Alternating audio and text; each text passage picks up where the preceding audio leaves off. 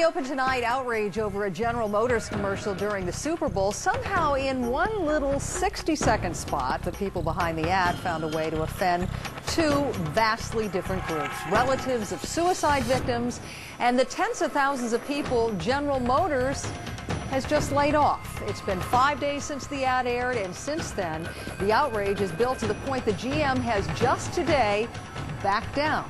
Deborah Fayrick has the latest for us tonight. Take a look at this Super Bowl ad for General Motors. A robot working an assembly line accidentally drops a screw. The robot's fired and can't find work. Despondent, it jumps off the bridge. Then suddenly wakes, revealing the suicidal plunge was just a dream. It's unfathomable that someone would do this. Someone would portray a suicide in a commercial. Catherine Cook was at home enjoying the Super Bowl when the ad appeared.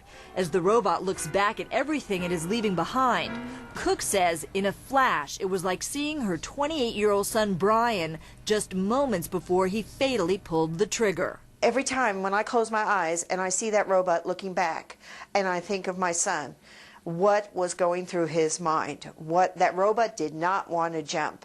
What was my son going through? What was he thinking? Calling the ad horrifying and insensitive, the head of the American Foundation for Suicide Prevention spent all week pressuring General Motors to pull the spot from its website where it had been prominently featured.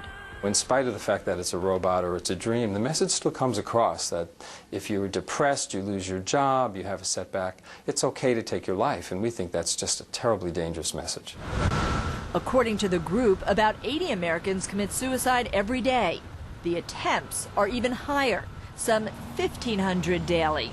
Earlier, GM had defended the commercial, saying, "Our robot ad is a story of GM's commitment to quality. It is not intended to offend anyone." But Catherine Cook says that's exactly what it did to many people who have lost loved ones to suicide. I had to relive what my son did all over again. And many times since then, because I can't stop thinking about this. You know, anything that is obviously about suicide, I think, is probably, marketing 101. You don't do that. Paula, who covers media for Money.com, says the ad is also in poor taste to tens of thousands of auto workers who have lost their jobs and have been replaced by machines. GM is a company that's really struggling right now, and a lot of employees have been faced with some difficult times right now, and I thought that was pretty surprising that they would kind of make light of that situation. Some GM auto workers were stunned. With all the companies going down and all the places shutting up, it's really getting rough.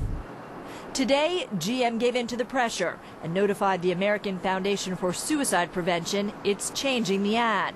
The company tells CNN, "We, quote, listen to their concerns and are editing the ad to address those concerns." The ad has now been pulled from GM's website and the bridge jump scene will be cut. But for Catherine Cook, that still doesn't make things right. Even if they apologized 100 times right now, the damage is done. The damage is done. Deborah Fayrick, CNN, New York.